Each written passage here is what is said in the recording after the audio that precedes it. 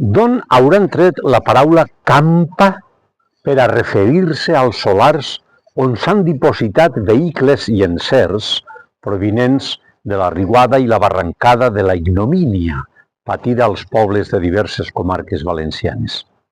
Segons el diccionari, una campa és aquell terreny destinat al conreu de cereals i lleguminoses i que jo sàpiga, on estan amuntonats els milers de cotxes inservibles, no es troben en terra de cereals.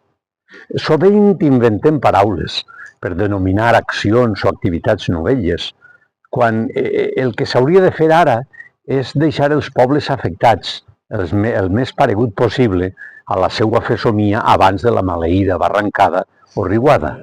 Per cert, els incendis dels abocadors i dels solars no són fortuïts.